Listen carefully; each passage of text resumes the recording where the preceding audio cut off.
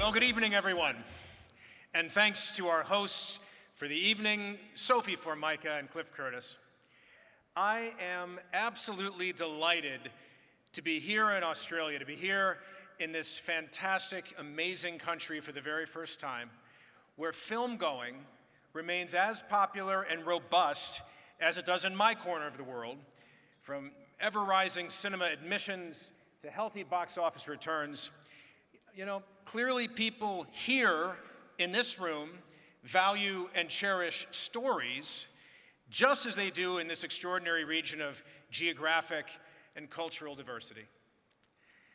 The Chilean novelist Roberto Bolaño once said, "Every 100 feet, the world changes," and that could not be more appropriate description of the 70 countries and the myriad of cultures that APSA encompasses. I mean, imagine all the stories bursting to be told across this rich tapestry of people and culture and experiences.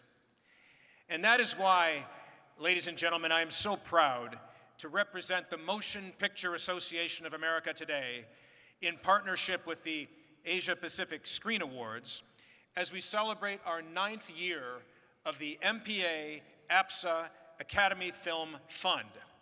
And I look forward to continuing our important relationship with the APSAs for years to come. Now, since our partnership began, we have supported 32 feature film projects from 20 different countries. And I had the fortune earlier this month in Washington, D.C., where I live, to meet with film producer Lee Jun-dong to screen his film Burning, following a tradition of showcasing successful Film Fund films to a Washington audience. And in just a few minutes, the 4 recipients of the 2018 MPA APSA Academy Film Fund will be announced from an extraordinary outpouring of talent from more than 120 submitted projects.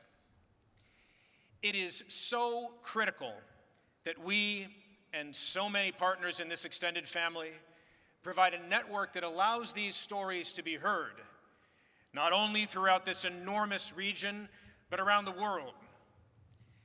There's a well-known proverb that goes, "A 1,000-mile journey starts with a single step." Well, thanks to this fund, we're hearing footsteps everywhere. Other projects are in pre-production from Bangladesh, India, Iran, Iraq, Israel, the Marshall Islands, South Korea, and Turkey. And we're going to continue to support these and other stories, not just from Moscow, but from Mandalay, not just from the Euphrates River, but the foothills of Nepal, not just from men, but from women, and not just from the high and privileged, but from the less prosperous and disadvantaged.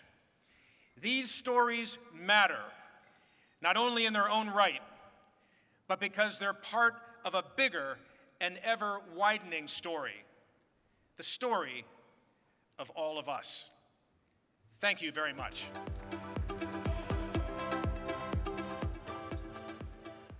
So our first recipient is producer Ifi Isfansyah and one of Indonesia's most exciting female directors, Camila Adini, with the film Uni.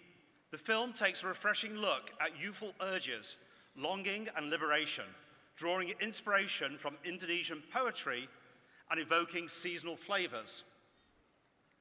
A round of applause for that film. Our second recipient is the film Hell is Empty and All the Devils Are Here, a detective story set in Kazakhstan steppes with irreverent sense of humor and references to Hollywood westerns.